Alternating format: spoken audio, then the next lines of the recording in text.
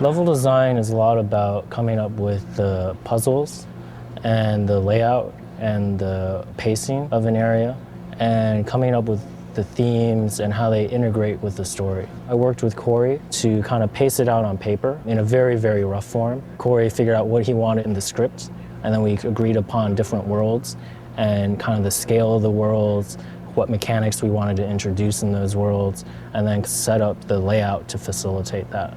On a day-to-day basis, working with all the different level designers to make sure that everything kind of had a consistent feel to it. And then when you jump on it, it's just like a straight elevator ride down. Level design is about planning and like figuring out like, okay, if we want this, then like how are we going to stage this, and kind of sticking to your guns, but at the same time having the fluidity to kind of like change gears when you need to, just be like, oh, well, that totally doesn't work, throw it away, you know, and like, you know, start all over again. Basically have to look at the game from the top down. So we have to say, well, we just had a puzzle here, so let's try to like have a big fight, because it's a little bit more visceral after you just used your brain to, you know, figure out this crazy puzzle that we throw in. So we do that kind of stuff, like just how we want the fights to go, difficulty level of the fight.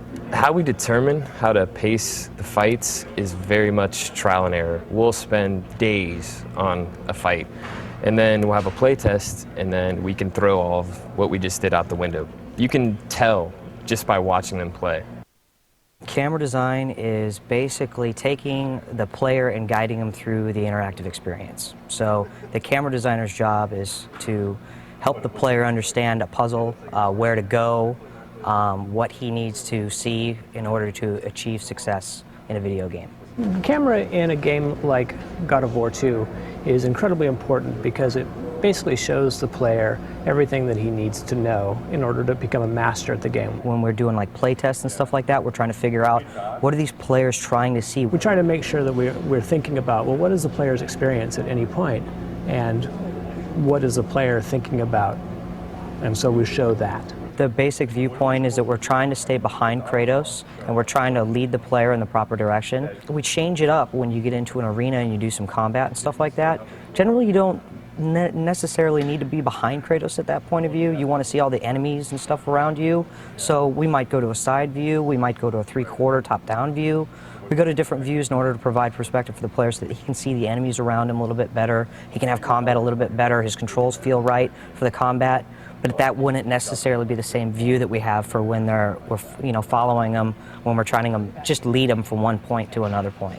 We take control away from the player on the camera, and we give them the shots they want and let them focus on just the gameplay itself. A limitation of our fixed camera system is that we have to show certain things at different points. So a lot of times we set up what's called a cut camera, and you walk into a room, there's a lever on the other side, and we need to let you know that that's where you need to be. So we'll zoom in on the lever, show that, and then back out and say, okay, now do what you want, but we pretty much just told you where to go. You only notice the cameras when they're bad. So I think that if you don't notice the camera work, I think maybe we're doing our job right. I get the most satisfaction when I've completely designed a space, and a room or a WAD, we call them. And I pass that off to the artists, and then the artists dump all their art in and pass it off back to me. And it's the first time I see it, and it's all fully arted, and I'm like, whoa, this is what I designed? This is what the artist did with that space? This is the sheet version of the level. This is the start point and the spire.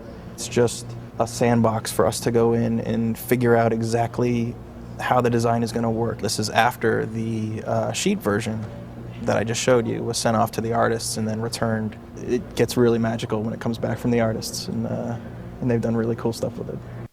I was presented with a door and a dead body, and I knew I needed to use the dead body in some way, some new and interesting way, in order to get through that door.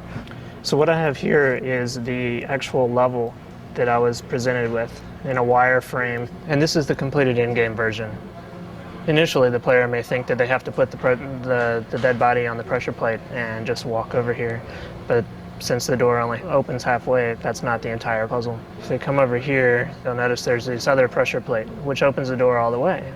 So if I make a run for it, kind of go through, I just don't have enough time in order to get over there. So the distance between here and the final door is much less than the distance between here and the final door. So I should probably put that dead body on that pressure plate. And I realized that this debris that's floating by in the river was the same debris that was floating by in this other river. So it must be some kind of circuit.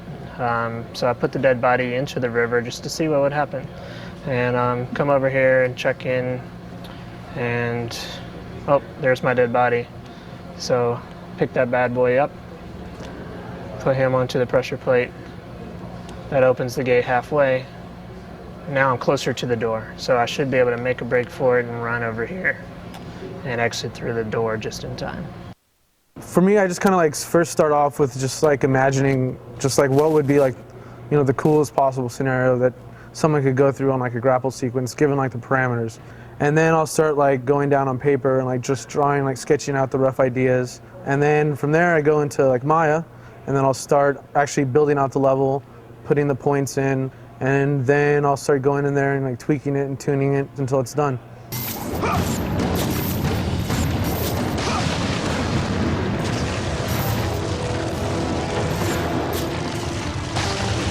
I was thinking like, wouldn't it be cool if something else is kind of going on in the background, something else to kind of like, as you're going through this, you're like racing against this other, basically like a fuse on a bomb or something. That's kind of like the idea I was trying to go with. And something also visually, like, so when you're going through like this, you're like, shit, that's awesome, you know? Like this is like a really cool sequence. So am I gonna make it, am I gonna make it, am I gonna make it? That's kind of like the ramping up that I wanted to feel. And then like that last moment when you're flying through and then you make it and then you're like, whew, you know, I'm done. I hope in the end, you know, even if you're restarting and playing through a couple times, that it's not that long and you'll be able to get through it and you'll be able to have a, you know, an awesome experience. So.